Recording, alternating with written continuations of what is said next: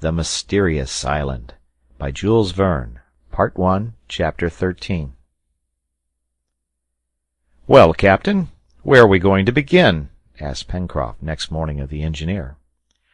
"At the beginning," replied Cyrus Harding.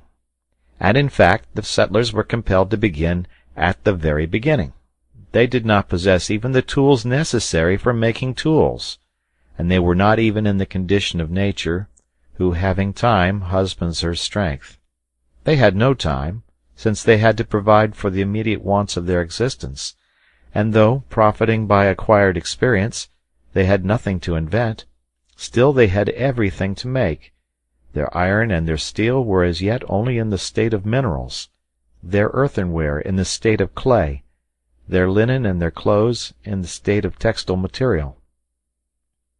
It must be said, however, that the settlers were men in the complete and higher sense of the word.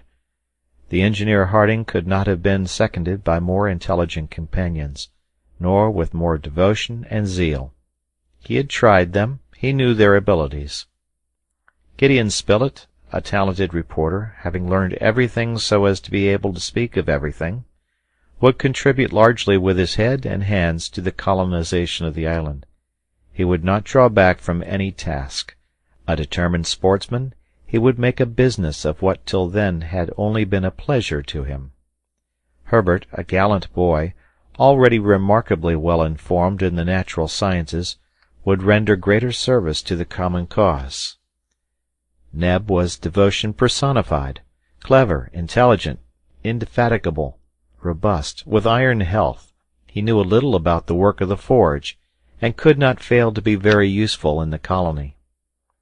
As to Pencroft, he had sailed over every sea, a carpenter in the dockyards in Brooklyn, assistant tailor in the vessels of the state, gardener, cultivator during his holidays, etc., and, like all seamen, fit for anything. He knew how to do everything. It would have been difficult to unite 5 men better fitted to struggle against fate, more certain to triumph over it. At the beginning, Cyrus Harding had said. Now this beginning of which the engineer spoke was the construction of an apparatus which would serve to transform the natural substances. The part which heat plays in these transformations is known. Now fuel, wood or coal, was ready for immediate use, and an oven must be built to use it. "What is this oven for?" asked Pencroft. "To make the pottery which we have need of," replied Harding. "And of what shall we make the oven?" "With bricks." "And the bricks?" "With clay. Let us start, my friends. To save trouble, we will establish our manufactory at the place of production. Neb will bring provisions, and there will be no lack of fire to cook the food." "No," replied the reporter, "but if there is a lack of food for want of instruments for the chase." "Ah, if only we had a knife!" cried the sailor. "Well?" asked Cyrus Harding. "Well, I would soon make a bow and arrows, and then there would be plenty of game in the larder." "Yes, a knife, a sharp blade," said the engineer, as if he was speaking to himself. At this moment his eyes fell upon Top, who was running about on the shore. Suddenly Harding's face became animated. "Top, here!" said he. The dog came at his master's call. The latter took Top's head between his hands, and unfastening the collar which the animal wore round his neck, he broke it in two, saying, "There are 2 knives, Pencroft." 2 hurrahs from the sailor was the reply. Top's collar was made of a thin piece of tempered steel. They had only to sharpen it on a piece of sandstone, then to raise the edge on a finer stone. Now sandstone was abundant on the beach, and 2 hours after, the stock of tools in the colony consisted of 2 sharp blades, which were easily fixed in solid handles. The production of these their first tools was hailed as a triumph. It was indeed a valuable result of their labor, and a very opportune one. They set out. Cyrus Harding proposed that they should return to the western shore of the lake, where the day before he had noticed the clayey ground of which he possessed a specimen. They therefore followed the bank of the Mercy, traversed Prospect Heights, and after a walk of 5 miles or more they reached a glade situated 200 feet from Lake Grant.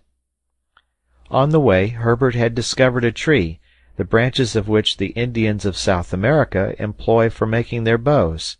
It was the crejimba, of the palm family, which does not bear edible fruit.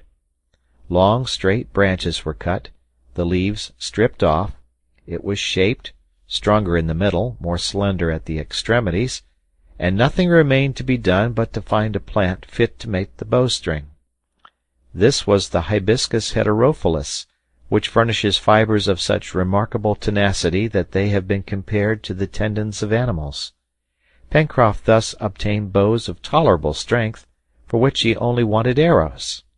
These were easily made with straight, stiff branches, without knots, but the points with which they must be armed, that is to say, a substance to serve in lieu of iron, could not be met with so easily.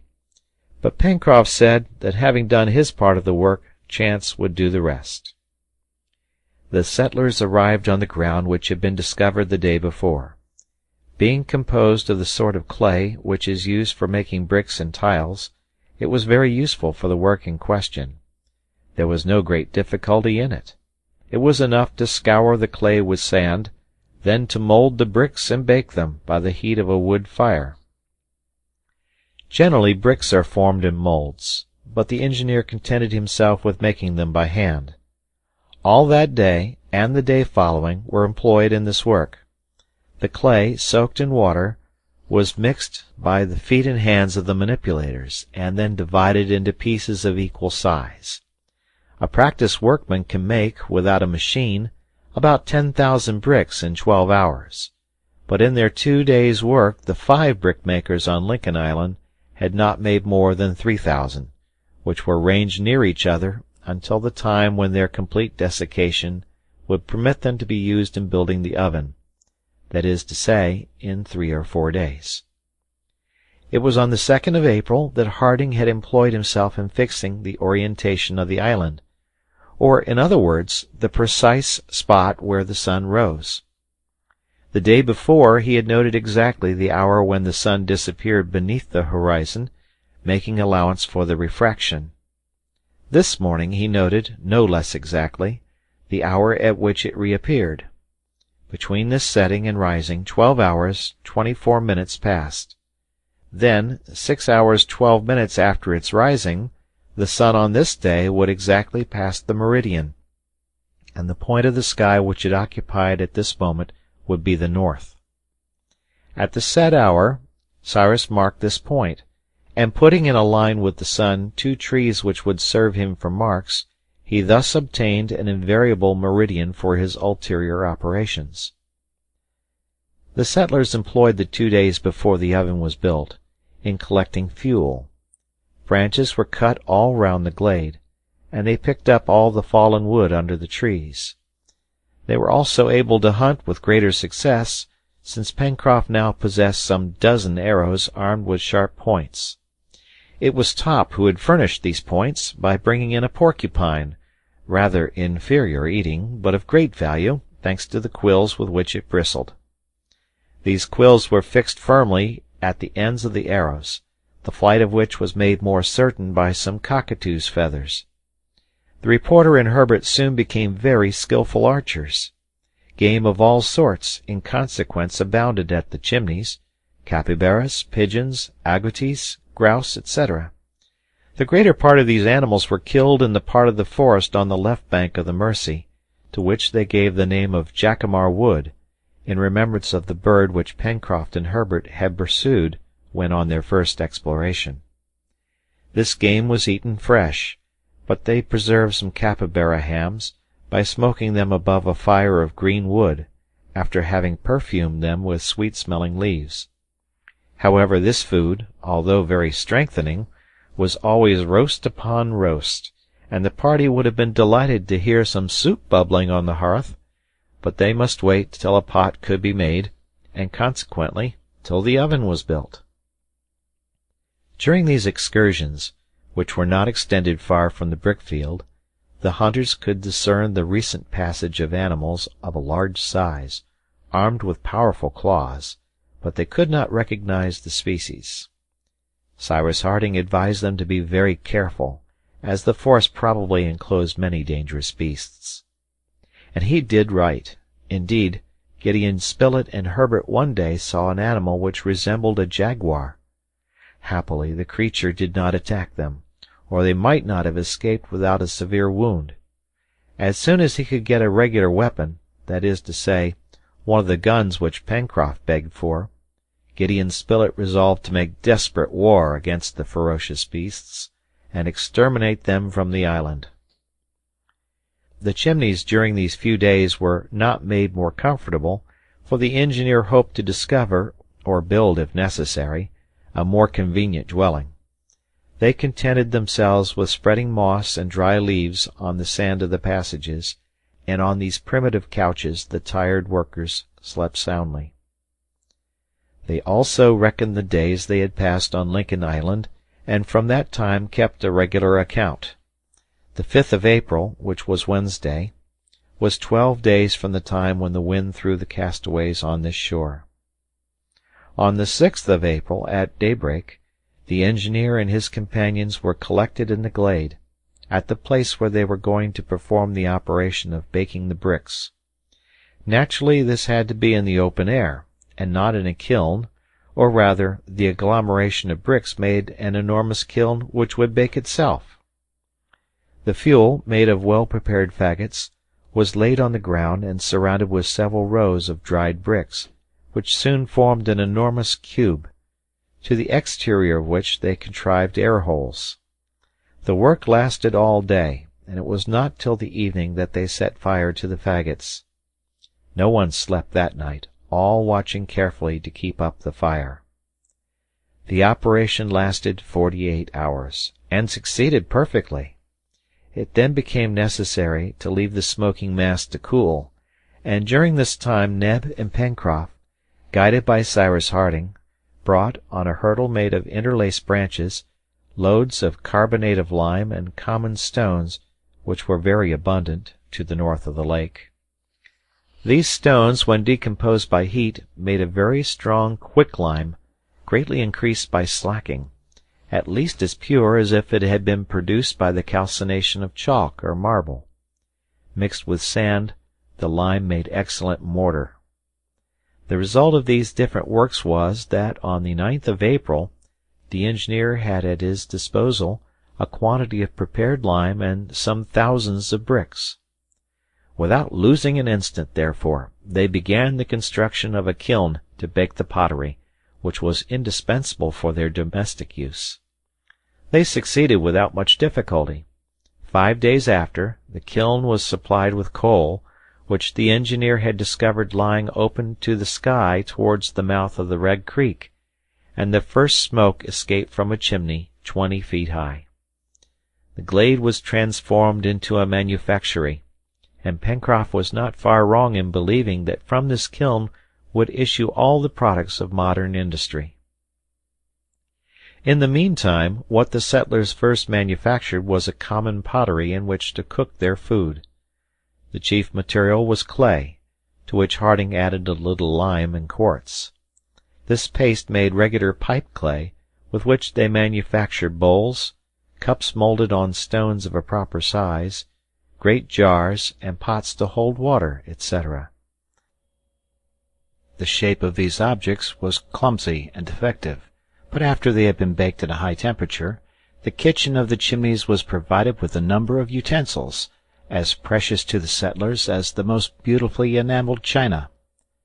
We must mention here that Pencroft, desirous to know if the clay thus prepared was worthy of its name of pipe clay, made some large pipes, which he thought charming, but for which, alas, he had no tobacco, and that was a great privation to Pencroft. "But tobacco will come like everything else," he repeated, in a burst of absolute confidence. This work lasted till the 15th of April, and the time was well employed. The settlers, having become potters, made nothing but pottery. When it suited Cyrus Harding to change them into smiths, they would become smiths. But the next day being Sunday, and also Easter Sunday, all agreed to sanctify the day by rest. These Americans were religious men, scrupulous observers of the precepts of the Bible, and their situation could not but develop sentiments of confidence towards the Author of all things. On the evening of the 15th of April they returned to the Chimneys, carrying with them the pottery, the furnace being extinguished until they could put it to a new use. Their return was marked by a fortunate incident. The engineer discovered a substance which replaced tinder.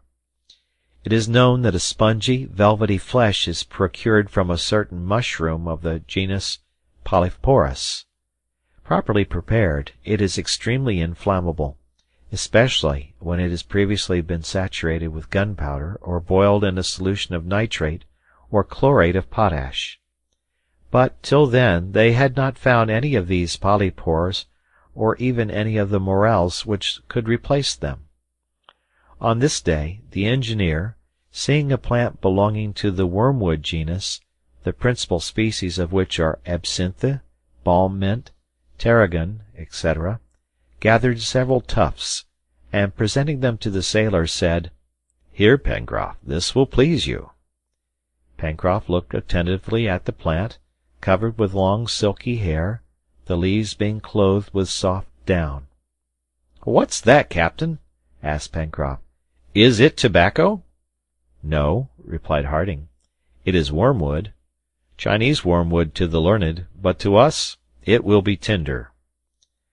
When the wormwood was properly dried, it provided them with a very inflammable substance, especially afterwards when the engineer had impregnated it with nitrate of potash, of which the island possessed several beds, and which is, in truth, saltpetre. The colonists had a good supper that evening. Ned prepared some agouti soup, a smoked capybara ham, to which was added the boiled tubercules of the Caladium mycorrhizum, an herbaceous plant of the arum family. They had an excellent taste, and were very nutritious, being something similar to the substance which is sold in England under the name of Portland sago. They were also a good substitute for bread, which the settlers in Lincoln Island did not yet possess. When supper was finished, before sleeping, Harding and his companions went to take the air on the beach. It was 8 o'clock in the evening. The night was magnificent. The moon, which had been full 5 days before, had not yet risen, but the horizon was already silvered by those soft, pale shades which might be called the dawn of the moon. At the southern zenith glittered the circumpolar constellations, and above all the Southern Cross, which some days before the engineer had greeted on the summit of Mount Franklin. Cyrus Harding gazed for some time at this splendid constellation, which has at its summit and at its base 2 stars of the first magnitude, at its left arm a star of the second, and at its right arm a star of the third magnitude. Then, after some minutes' thought, "Herbert," he asked of the lad, "is not this the 15th of April?" "Yes, captain," replied Herbert. "Well, if I am not mistaken, tomorrow will be one of the 4 days in the year in which the real time is identical with average time. That is to say, my boy, that tomorrow, to within some seconds, the sun will pass the meridian just at midday by the clocks. If the weather is fine, I think that I shall obtain the longitude of the island with an approximation of some degrees." "Without instruments? Without a sextant?" asked Gideon Spilett. "Yes," replied the engineer. "Also, since the night is clear, I will try this very evening to obtain our latitude by calculating the height of the Southern Cross, that is, from the southern pole above the horizon. You understand, my friends, that before undertaking the work of installation in earnest it is not enough to have found out that this land is an island. We must, as nearly as possible, know at what distance it is situated, either from the American continent or Australia, or from the principal archipelagos of the Pacific." "In fact," said the reporter, "instead of building a house, it would be more important to build a boat, if by chance we are not more than 100 miles from an inhabited coast." "That is why," returned Harding, I am going to try this evening to calculate the latitude of Lincoln Island, and tomorrow at midday I will try to calculate the longitude." If the engineer had possessed a sextant, an apparatus with which the angular distance of objects can be measured with great precision, there would have been no difficulty in the operation. This evening by the height of the pole, the next day by the passing of the sun at the meridian, he would obtain the position of the island. But as they had not one, he would have to supply the deficiency. Harding then entered the Chimneys. By the light of the fire he cut 2 little flat rulers, which he joined together at one end, so as to form a pair of compasses, whose legs could separate or come together. The fastening was fixed with a strong acacia thorn which was found in the woodpile. This instrument finished, the engineer returned to the beach, but as it was necessary to take the height of the pole from above a clear horizon, that is, a sea horizon, and as Claw Cape hid the southern horizon, he was obliged to look for a more suitable station.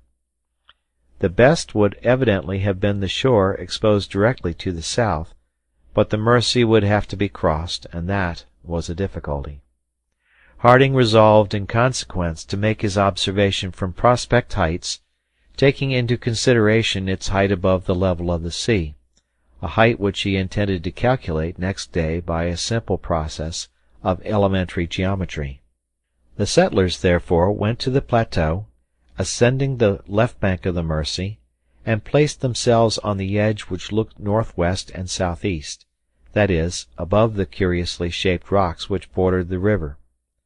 This part of the plateau commanded the heights of the left bank, which sloped away to the extremity of Claw Cape and to the southern side of the island. No obstacle intercepted their gaze, which swept the horizon in a semicircle from the cape to Reptile End. To the south the horizon, lighted by the first rays of the moon, was very clearly defined against the sky. At this moment the Southern Cross presented itself to the observer in an inverted position, the star Alpha marking its base, which is nearer to the southern pole.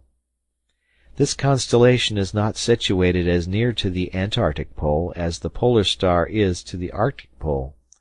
The star Alpha is about 27 degrees from it, but Cyrus Harding knew this and made allowance for it in his calculation. He then took care also to observe the moment when it passed the meridian below the pole, which would simplify the operation. Cyrus Harding pointed one leg of the compasses to the horizon, the other to Alpha, and the space between the 2 legs gave him the angular distance which separated Alpha from the horizon. In order to fix the angle obtained, he fastened with thorns the 2 pieces of wood on a third placed transversely, so that their separation should be properly maintained. That done, there was only the angle to calculate by bringing back the observation to the level of the sea, taking into consideration the depression of the horizon, which would necessitate measuring the height of the cliff. The value of this angle would give the height of Alpha, and consequently that of the pole above the horizon, that is to say, the latitude of the island, since the latitude of a point of the globe is always equal to the height of the pole above the horizon of this point. The calculations were left for the next day, and at 10 o'clock every one was sleeping soundly. End of chapter.